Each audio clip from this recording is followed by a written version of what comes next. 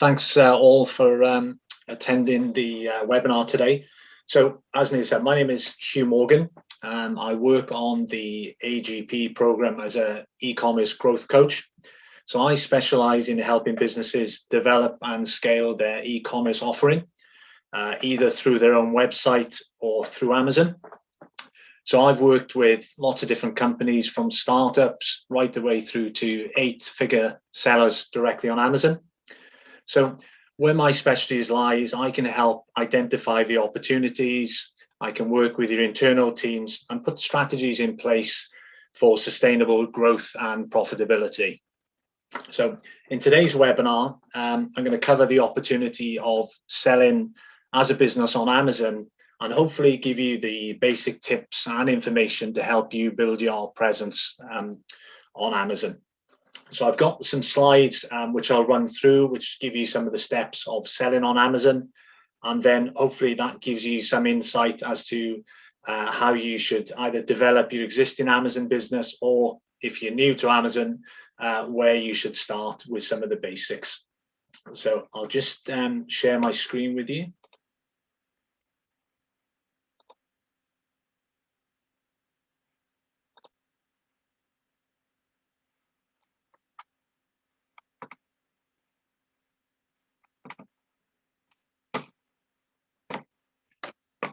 Just let me know if you see the slides okay there. Yeah, looks good to you. Okay, fantastic. Thanks, Neil. Okay. So today's content, what I want to cover is a couple of key topics. So the first one is understanding the niche or the market that you're in. So what are the products that you want to offer ultimately for sale on Amazon? The Amazon A9 algorithm, so how that works, understanding the basics and how that will rank your products on Amazon. Fulfillment strategy, so how will you fulfill your orders on Amazon? Will it be through your own fulfillment center, or will you harness Fulfilled by Amazon? What goes into an Amazon listing, and then around the creative content that you will need to fully optimize your listing to make it attractive for your customers to buy. So just to give you a little insight into the scale and size of Amazon, there's some sort of some points I've pulled across. So as you can see, there's over 150 million Prime members on Amazon. In terms of revenue, 386 billion on Amazon in 2020. 89% of buyers would use Amazon over any other e-com website. And also we have, even after finding a product on a competitor's website, people will still go to Amazon ultimately to look for that same product. So it gives you some idea of the scale and the pull that Amazon has. And you know, it's growing exponentially every year. So it's really an opportunity for your businesses to take your products onto Amazon and have that as part of your overall sales going forward. So in terms of launching on Amazon, it is a very popular strategy for growing your brand, but it can be particularly difficult to execute. So I've worked with lots of sellers that have tried historically to work on Amazon. It does have its intricacies in terms of setting up. The back end of Amazon is a little bit clunky in terms of getting your products on there. But once you do get your products on there and you successfully optimize your listings, then it can become an extremely good revenue channel for your business. And hopefully with the slides I have today, that will give you a bit more information on how to do that, understand how Amazon works, and give you the confidence to be able then to go off and start thinking about Amazon as part of your business strategy. So what is your product and niche? So this is one of the first things when I go in and see clients, you know, is really understand what is their product offering. So what do they currently sell? How do they sell it? Is it already an e-commerce offering? And then how that will work on the likes of Amazon. And it's all about doing the research up front. So, and that's simply just going on to the front end of Amazon, looking for your particular category or niche, researching your own products, and understanding what's your competition as well. So what is everybody else selling in your space? How does it look in terms of price points, quality, and what your offer is going to look like ultimately? So can it compete on price? Is yours better value for money? In terms of quality, where does yours come from versus the competition? So it's really about understanding what else is out there, and is your product offering better? Because ultimately, when you go onto Amazon, you want to take those sales away, hopefully from the competition. So you have to make sure that what you offer is better than the rest. And the final piece is, can you make a profit? Because there are fees associated with Amazon. You have the seller referral fees, and they vary, but on average, they're around about 15%. So you need to build that into your margins to make sure you can absorb the referral fees. And also, depending if you put your product into Amazon for fulfillment, there'll be fulfillment fees as well. So you'd be looking on average of taking your costs up to around 30 to 35%. So this tends to work, Amazon tends to work particularly better for brand owners rather than resellers or third-party brands, because you do need to have more of a margin to absorb those Amazon costs. So one tip that I give to clients is that we build out a bit of a pricing model that effectively will show you all your Amazon costs and what you will end up with a margin. And what I have included on the slide there is a link to some of the seller fees. So it's worth taking note of that, and then you can pop your products against that and just see effectively what it's going to cost you to sell on Amazon.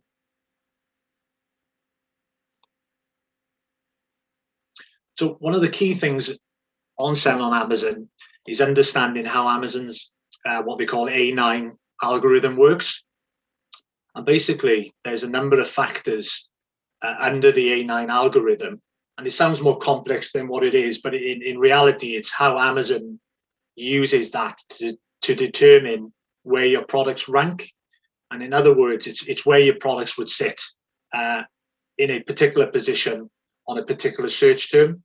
So if you typed in, you were looking for, as a hypothetical, beer fridge, so then depending on what on the first page where you would come up in position 1 right the way through to position 20 is determined by all these factors that Amazon use. So it's important to have an understanding, because when you build your listing, you'll need to take all these factors into account.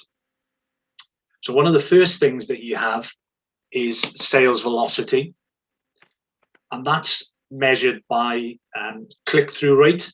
So in simple terms, it's the amount of customers clicking on your particular product.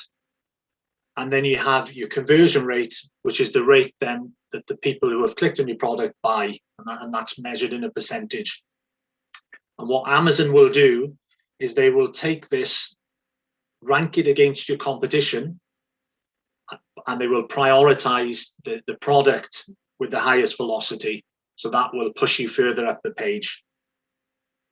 You also, one of the other things to factor is stock availability. So to ensure you can meet demand, if Amazon pushes you up to a certain position, you need to make sure that you have enough inventory to be able to fulfill those orders and that you can replenish in time. And you can build that over a period. But what Amazon will look at is that if you only have a small number and you start to get traction, then they won't put you in a prime position, because you're effectively going to sell out. And therefore, from their customer service point of view, that would be detrimental. So you need to make sure that you have stock availability. And there are tools in Amazon that can help you with determining what level of stock that you would need to put in there. One of the other factors is text match. And text match, in simple terms, is how well the content of your listing matches the user's search term. So the more relevant the content on your listing is to that particular search term, i.e. the product that you're selling, the better the result you will have in your organic rank. So when customers search for your product, the more relevant your content to the product you're selling, the better Amazon will rank. So it's important to think about that when you're writing your product titles and descriptions, is that you factor in all these keywords, which I'll show you in a couple of later slides how we can structure that for you to get the best out of it. Price is another factor. It's not the only factor, but it does feature quite highly. And Amazon obviously want you to maintain the lowest possible price possible. So it is an effective strategy to gain a rank, but it's not one to solely focus on, because what you want to do is obviously selling on Amazon is maintain margin. So what you can do to justify your price, if it happens to be a little bit higher than competitors, is using clever and eye-catching content, your imagery, and really focusing on your USPs of the product. And that's hopefully going to distract a little bit away from price. So it is one of the factors, but there are ways you can mitigate around just selling on price.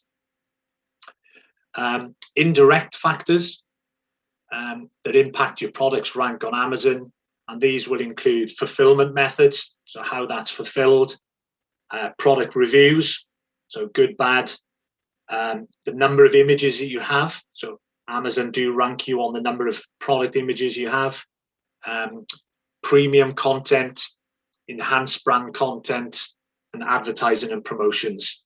So there's quite a lot of factors that go into that algorithm, but that's ultimately how Amazon will rank your product on a page, and that determines ultimately how many sales you'll do through that.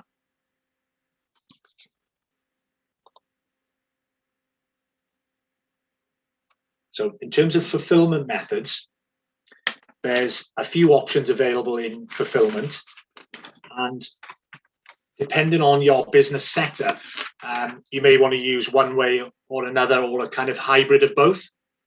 So the most popular way of fulfilling is what they call FBA, and that's simply fulfilled by Amazon. So you would send your products in bulk to Amazon, and then Amazon would store those items, pick, pack, dispatch to your customers.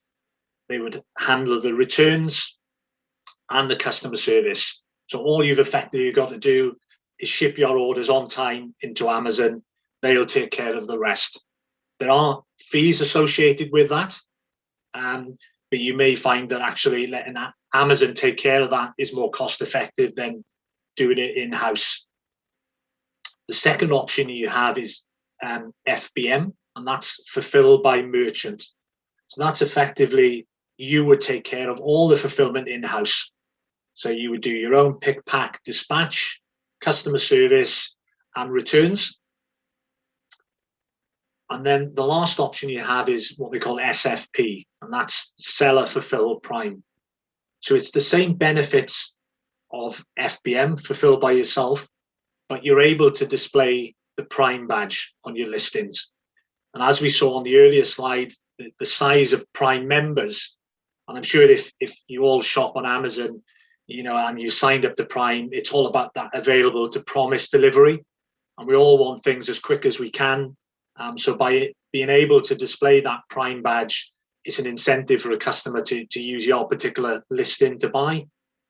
But there are terms and conditions with doing seller fulfilled prime. So you have to meet dispatch times. You have to make sure that your local courier meets the Amazon criteria for offering seller fulfilled prime.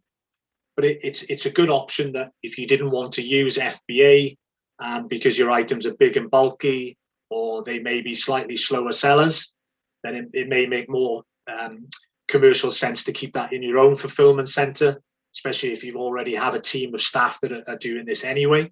So there's a couple of different options, and some sellers use a combination of both. So they'll put fast moving goods into FBA. The slightly slower sellers will sit in their own facility, and then they'll use the seller fulfilled prime to sell those items. So it's important to get the prime badge in terms of click-through and conversion rate onto your listings.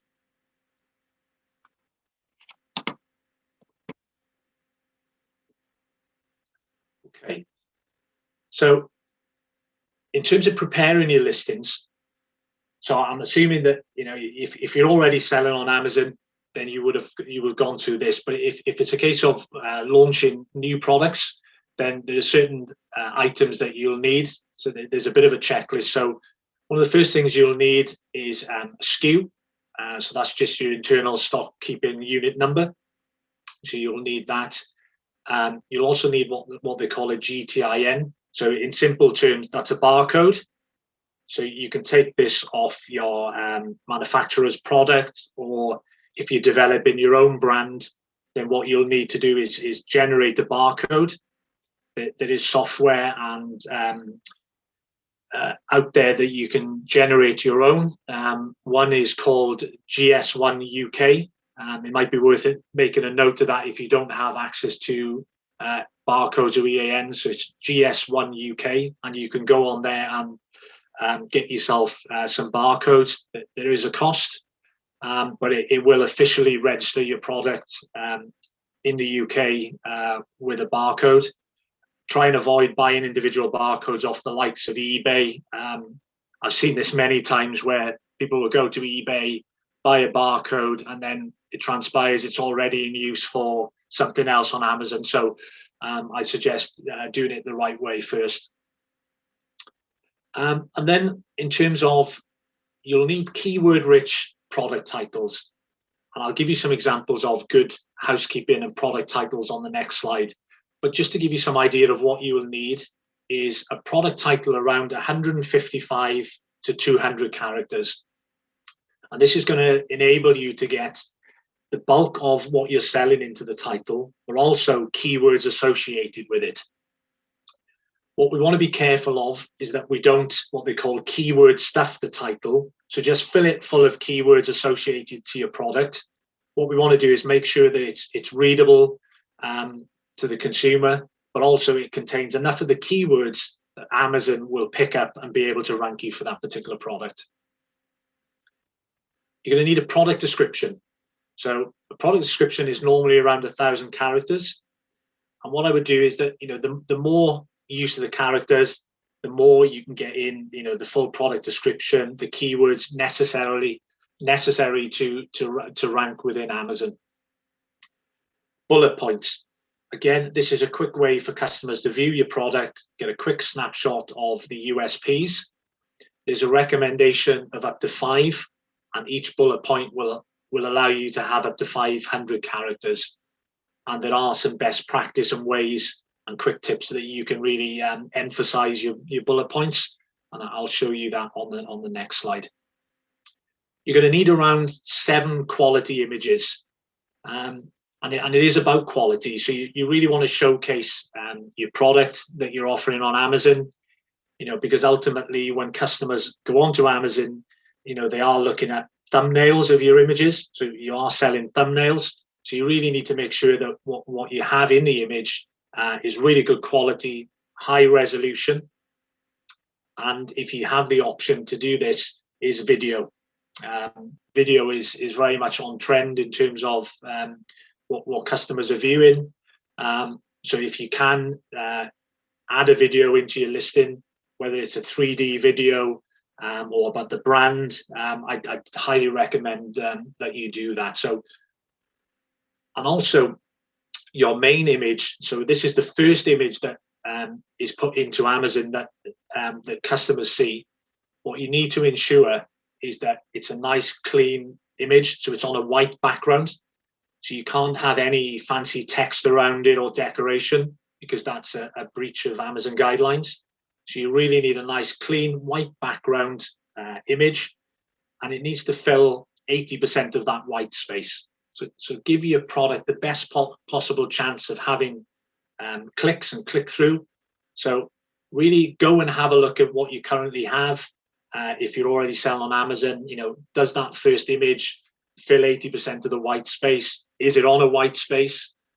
Does it really sell your product? Because we really want to encourage click-throughs, and to do that, it's all about imagery. And of course, you know, if you view on desktop, it's not as bad, but a lot of people are, you know, purchasing on mobile. So it's really important that you think about that main image and how you fill the space. And then one of the last things that you'll need will be search terms and keywords. And this is important because this is how you're going to drive traffic to your listings. So it is going to be about what you're selling, but there'll be other keywords associated around your product that customers are typing into Amazon search term to look for listings. And a quick tip that if you wanted to have a look at what products are searching for, what customers are searching for around your product, is if you go onto the front end of Amazon into the search bar as a consumer, you can start typing in your product, and what you have is a preloaded search, so like a predictive search. And this is based on historical Amazon customers' search terms. So if you're unsure, now I don't really know what customers are searching for, this is my product, that would be one of the first places to start, is to start typing some of your products into there, and you'll see a drop down of maybe 10 or 12 search terms that are associated around your product. And then you need to just have a think, are they related to what you're selling? And if so, then you need to think about how you can incorporate them into your product listing. And ultimately, if you have a successful listing and you create a successful listing, it's going to help with a successful launch. And that's really going to get you off to the races on Amazon.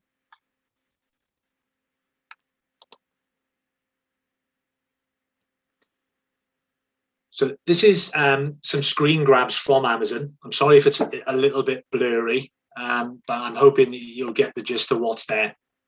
So this was one a search term where we typed in beer fridge. You can tell I've been bored through lockdown with my search history. But why I brought it up, it's relevant to what we're talking about. So for example, this one, the product title.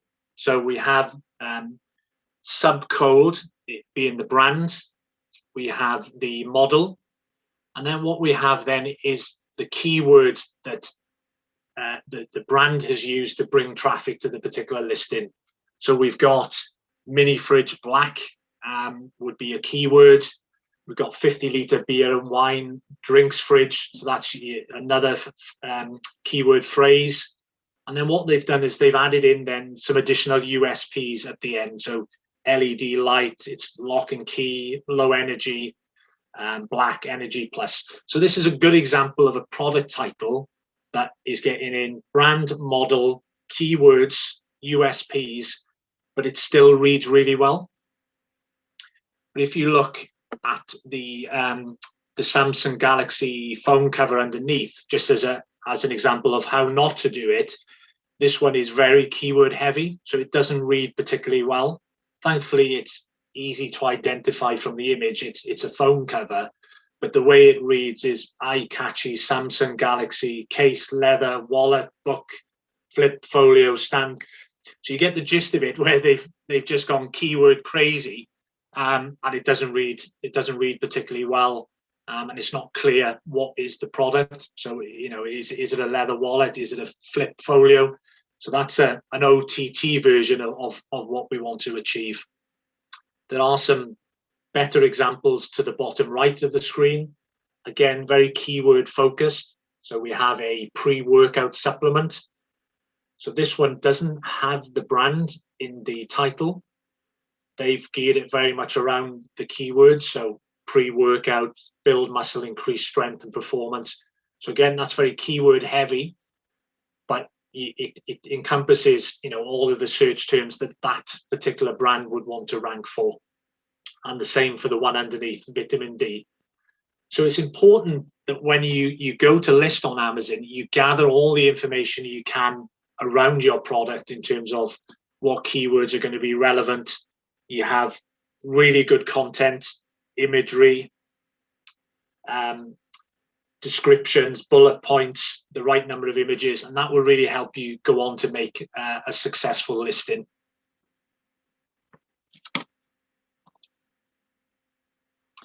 So there's a couple of what next and actions for everybody to take away.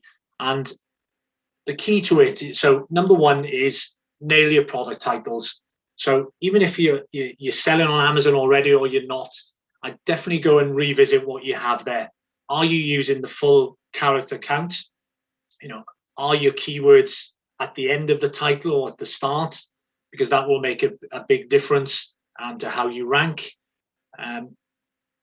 It's important to get your brand in there and model, but you know, does it sell your product based on the previous slide, the way those product titles are structured?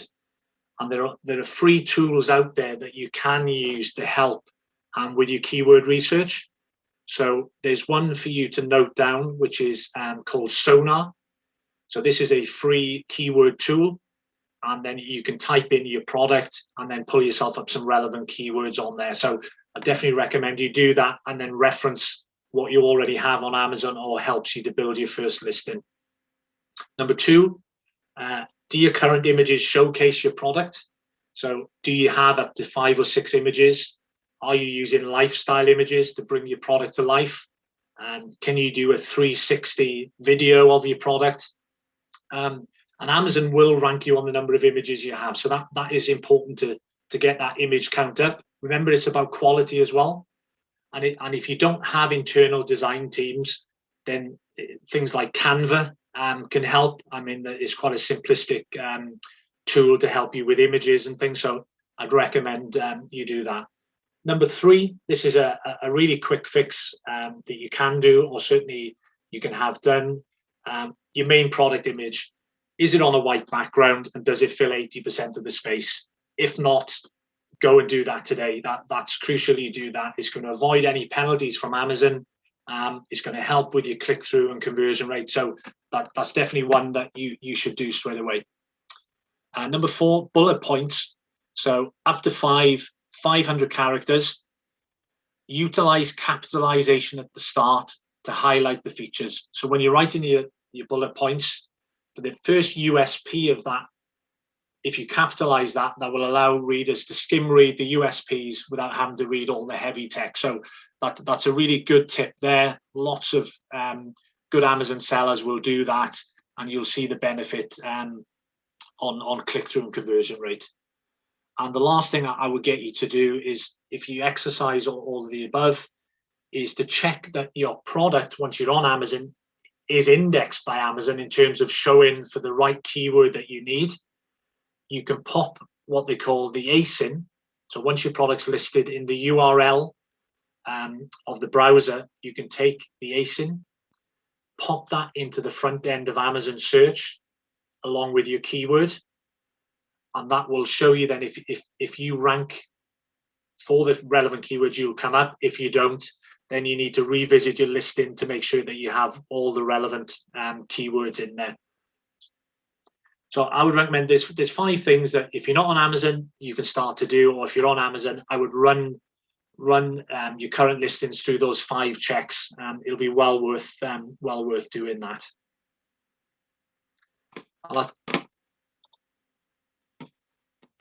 I think that kind of brings the initial presentation to a bit of a close.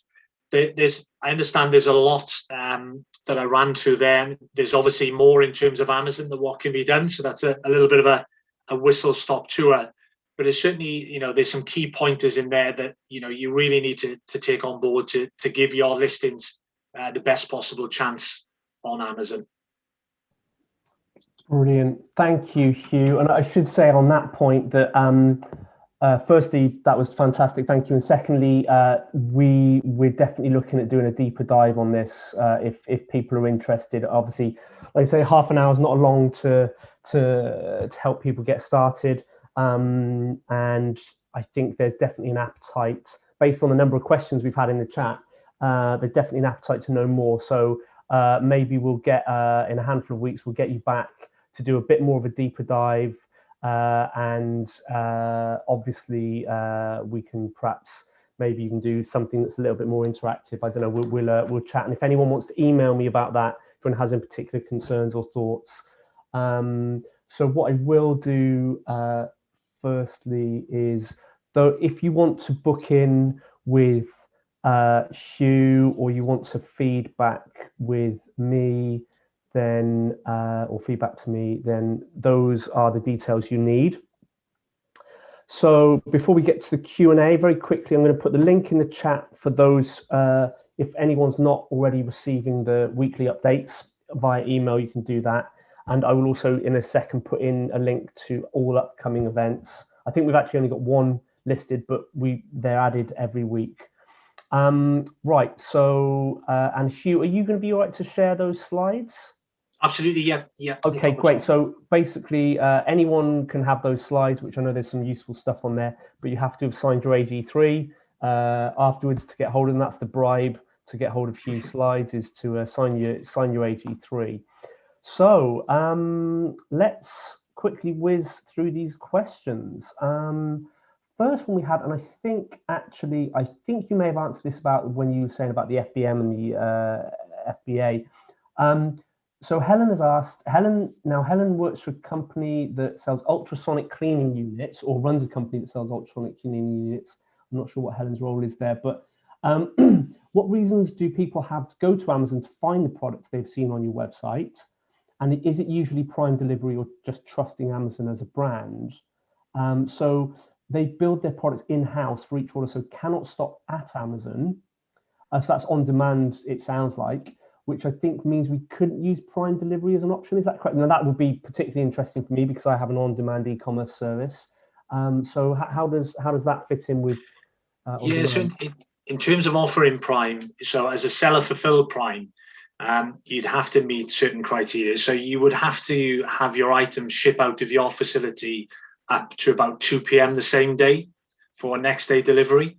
So if it's an on-demand product or a customized product, then you're not going to be able to offer that Prime or be able to display that Prime badge on your listings.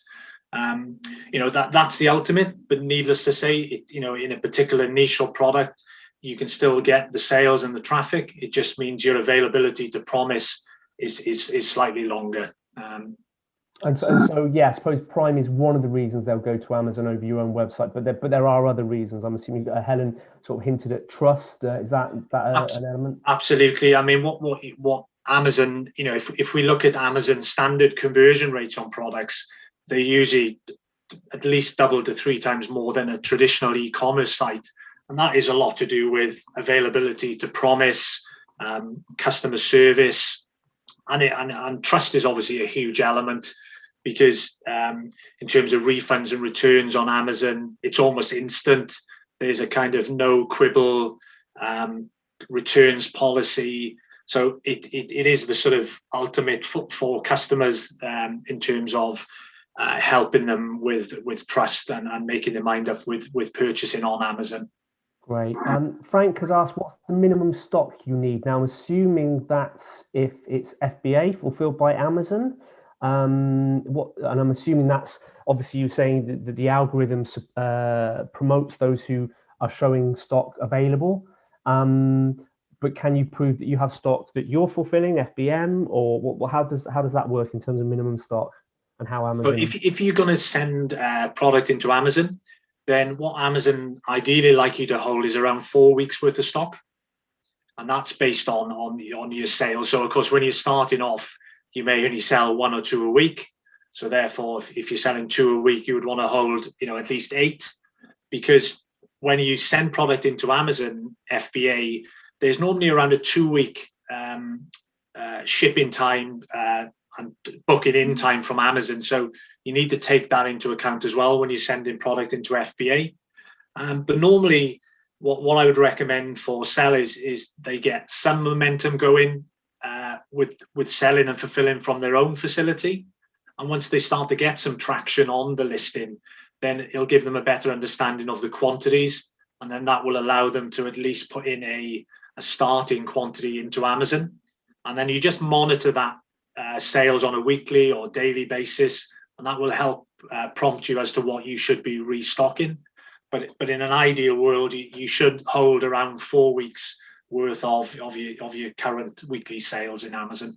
Okay, and if you were fulfilling yourself, they wouldn't necessarily know that, right? They don't know. No, if you're fulfilling yourself, then it doesn't matter. It's not a problem.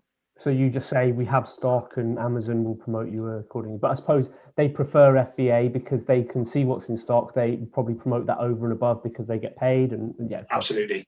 Yes. Okay. Yep. Phil's asked about sort of building up sales velocity. So giving away, is it a good idea to give away a certain amount of product for free at the start to manipulate sales velocity, sort of that promotional kind of thing to give you a good rating? Is that something possible, and is it a good idea? Yeah, you can do. I mean, there are promotions that you can offer within Amazon and vouchers. And one program that works particularly well is called Vine. And basically that works for products that are in FBA for sale. So you can allow a certain amount of products free of charge that will go out to shoppers on Amazon. And in return for those customers getting the product free of charge, they can leave you a review. Now, the review is totally impartial. You can't influence what review they leave, but hopefully you would be confident enough in the products you're selling that it's of a quality that wouldn't get a negative review. But that's a really good way, because Amazon was built originally around reviews, and that's how the whole sort of infrastructure was around sort of customer reviews. So it's important to get as many reviews on your product as you can. So there are programs. Vine, as I say, is a good one, and also you can be proactive in asking customers to leave reviews. So Amazon will do an automatic review request, but there is software that you can encourage them to leave that review, because they're notoriously not, customers on Amazon notoriously not good for leaving reviews. So you can give them a little prompt, and having reviews on a product makes a big difference in terms of, in Amazon's eyes, if it's positive, in terms of where you rank. So reviews are definitely a good one. Promotions and vouchers. Again, you can do some short-term promotions just to get some momentum and some sales velocity, and then you can remove those once you start to build some rank and position yourselves on, page one of Amazon. Great. And Frank has asked about blending the different approaches to stock. So you're not locked into one particular thing like FBA or FBM, or you can mix and match. You can. It depends on what you want to do as a business. So we have some clients that offer FBA fulfillment on part of their catalog. Then they have seller fulfilled on another part of the catalog. And you can ultimately offer both fulfilled by Amazon and seller fulfilled on the same product. So you just build basically two offers. It's getting a little bit technical, but you can build two offers for one listing. So what this will do is, for example, in terms of stock, so if you put stock into Amazon and you sold out, your fulfilled by merchant listing would kick in. So you would still keep the continuity of sales. So as a safety measure, we have on many accounts created two listings for one ASIN or one offer, so that if you don't replenish your FBA listing in time, it's okay, because your fulfilled by merchant stock will kick in. So it's a good way of safeguarding what you do in that respect. If you don't have your own fulfillment center, or you're not able to replenish on time, then it kind of does cover you then in that respect. Great, that's useful to know. Very quickly, before we get into the last couple of questions, one last pitch for the I've just put a link in the chat for the upcoming events. The event we're doing on, if I think anyone here is interested in e-commerce, should sign up for the Brexit/VAT issue. Exporting is going to be a key focus of government economic policy coming up. I think obviously off the back of Brexit and trying to rebuild the economy after COVID. So this is going to be a really important thing to know about and get right. So yeah, that link is in the chat. Phil, I think, Phil, your question about apps for creating images and videos was answered by, I think you're nodding your head there. But if you want me, basically Phil was asking about creating images and videos and apps for that. But I think I was going to suggest Canva. But is there anything that's Amazon specific, or is just Canva a good catch-all? I think there's a couple of others like that. Yeah, I mean, there's quite a few similar to Canva, but that is kind of the app at the moment. It's a low cost. There is a free version. So I definitely recommend. It's Canva is one that we use in house for lots of imagery and things. So I'd recommend that. Great. Okay, fantastic. What else do we got? Helen has asked, if we were using the seller fulfilled Prime, would the customer know that? If they use Amazon because of the refund policy and customer service, then they wouldn't get this with seller fulfilled Prime, would they? Of course, we could try to do just as well, or just as well as Prime customer service. Yeah, the only way customer would know if you were using seller fulfilled Prime is that it would say on the listing to the right hand side, it would say sold by and fulfilled by you as the merchant.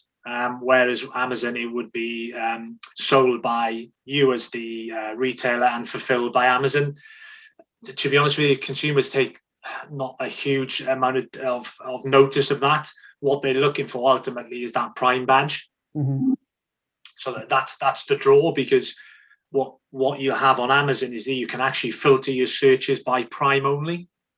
So if you don't have your product in Prime, either in FBA or offering as seller fulfilled Prime, and you don't have the badge, customers can filter out anything that's not Prime. So you lose out in that respect. So I'd always try and encourage you to have stock in FBA for that option, or seller fulfilled Prime. But as I say, there are conditions that you'd need to meet with your local couriers and Amazon to be able to offer that. So it may lead you down the FBA path only, but I guess that's something that you would cross based on what you want to do with your catalog on Amazon. But always try and aim for Prime. It's definitely something I do, especially when I'm buying I know something that is very a utility, I suppose, like a pair of headphones or whatever.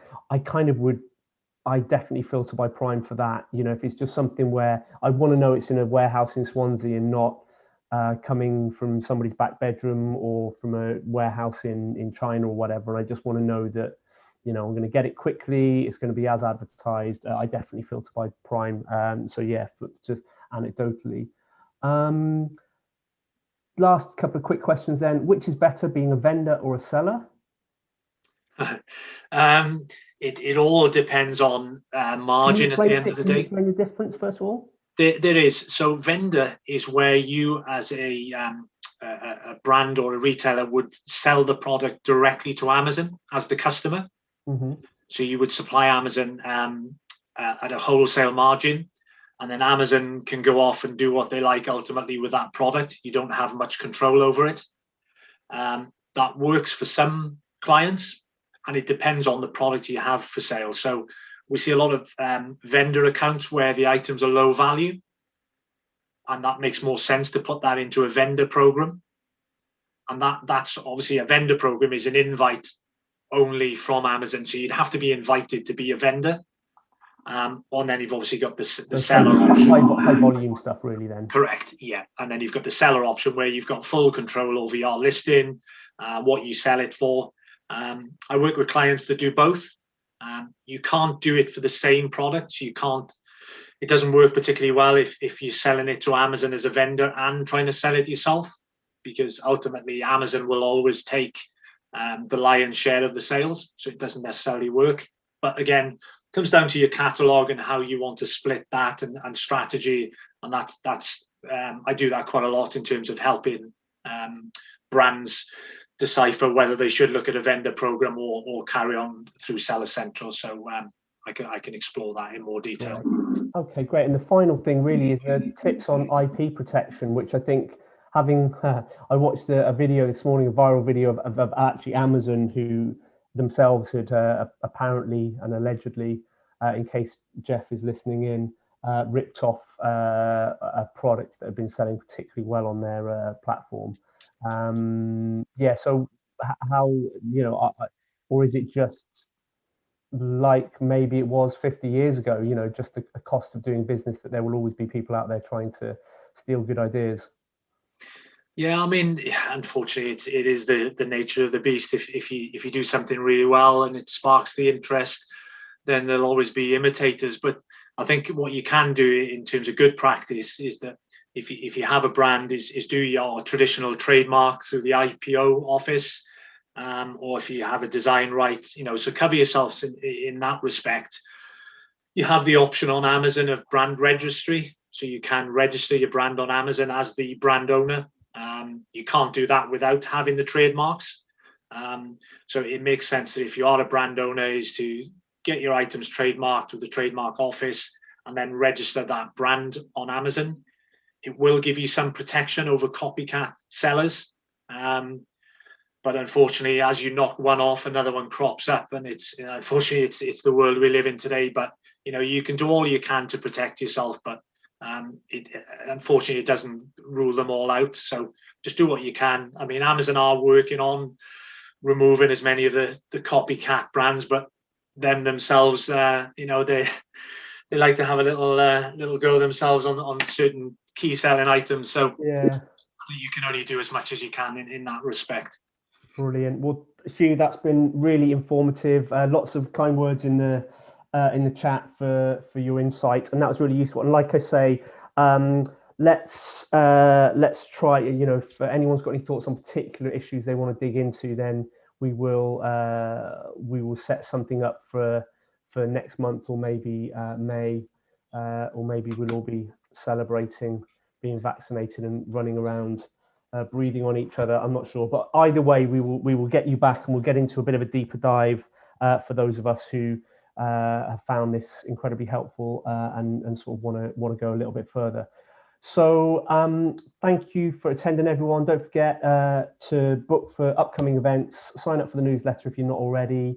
As Carmel reminds us, Hugh is a coach. So if you do want to book Hugh for some work, then obviously you can book him with a 15-minute deep dive with him via his email address, which is hugh@a2zdigital.co.uk.